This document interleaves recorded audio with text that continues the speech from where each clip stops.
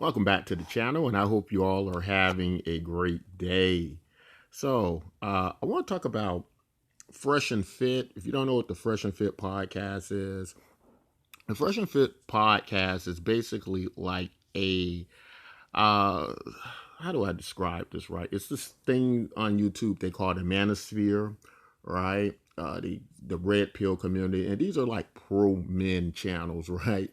And So a lot of information that they uh, dispense to the YouTube community. Some find it offensive. Specifically, I think in many cases, women who feel that their content may degrade women in some kind of way, and so on and so forth, right?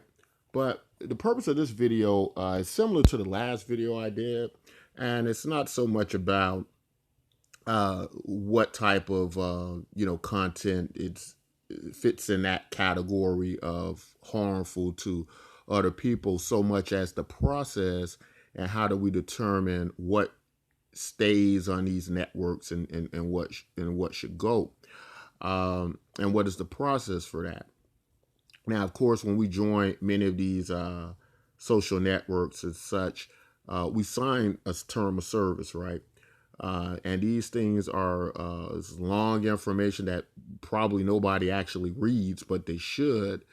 And it tells them exactly, where they stand in that network.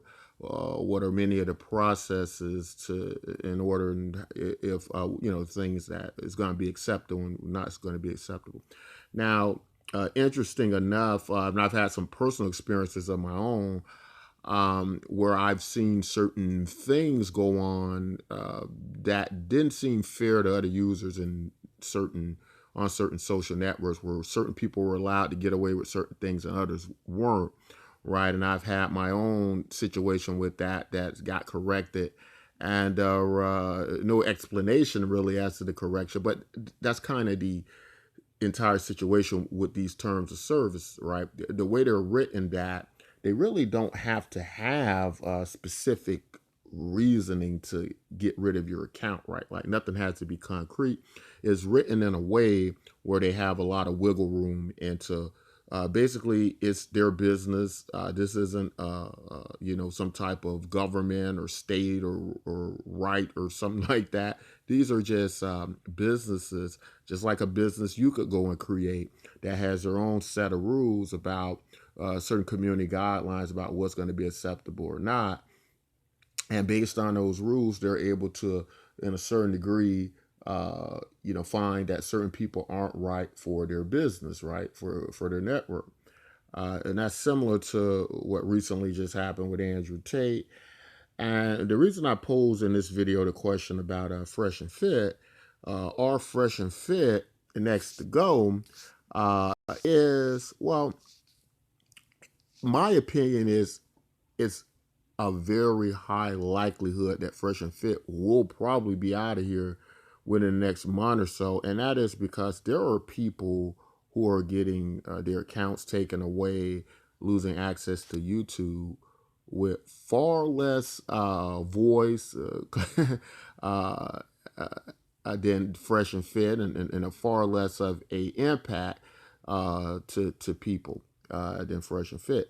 In comparison to Fresh and Fit and the Andrew Tate situation, uh, looking at as much information as I could find on Fresh and Fit and as much information on Andrew Tate seems like a very mild case as compared to Fresh and Fit, right? Like, I don't, as far as I can tell, the impact of the Fresh and Fit podcast has been a lot bigger than Andrew Tate. I mean, Andrew Tate's name for many of us is something just very, very new. This just got on the horizon, right?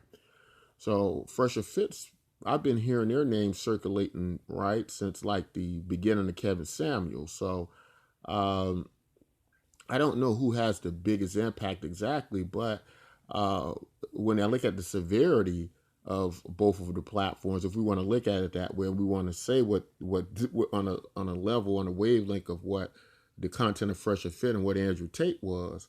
Uh, Looking at it, it would look like the Fresh and Fit podcast was a great deal more severe than Andrew Tate when we couple the term they use Frank Castle to Frank Castle somebody, right, which is a take from the term used or the character of the Punisher, right? That's the Punisher's name, Frank Castle. And Punisher, a Marvel comic book character, who's this character who's basically like an angel, an avenging angel, right? He's a vigilante, right? Whose family was murdered by the mafia, and so he takes the law into his own hands, right?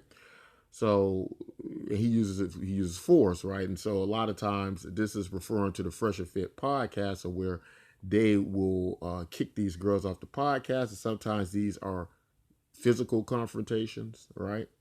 And so on, right? But they seem a lot more severe than Andrew Tate's political lack of correctness on on how he deals with women.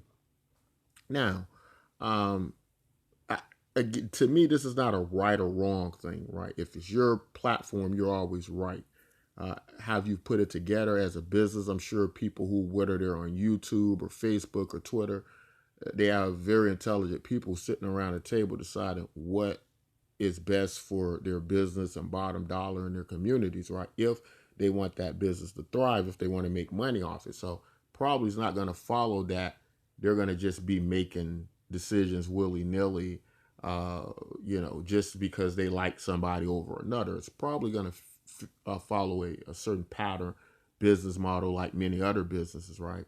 So I don't think that's what the problem is. I think the problem is that many of these content creators, right, Fresh and Fit, Andrew Tate, Jordan Peterson, instead of putting their resources together and trying to create their own network uh, where they can take all their fans to, in a sense, or at least supporting and finding the ones that do, whether it be time restraints or whatever it is, they failed to do that. And instead, they've created these large catalogs and libraries of of a content, right? That's made many of them millions of dollars. Like I don't, I'm not sure if their careers before this has made them millions, or being part of these networks has made them millions, or maybe the combination of them both have secured, them to, multi millions of dollars. But what that spells is that then that is a very important business, and you should be responsible for the security of that business. So are content then creators and influencers responsible for the security of their content? Yes, they are, right? Yes, they are. It is not the job of YouTube, Facebook, Twitter to to secure thousands of hours of video content on their servers, right? Although they offer this, free to the public, at the end of the day, if you think about your business, your inventory, right? And let's say that you're a department store, something like that, right? You're not gonna take your goods and services over to Walmart to hold in their storage facilities, right? And if you did, and something happened to your inventory, then it would be the fault of that business and not someone else, unless it was a partnership and it was insurances or something like that. But in a very simple form, you would be responsible for all your content and storage of it, right? And that's the same thing was happening here, right?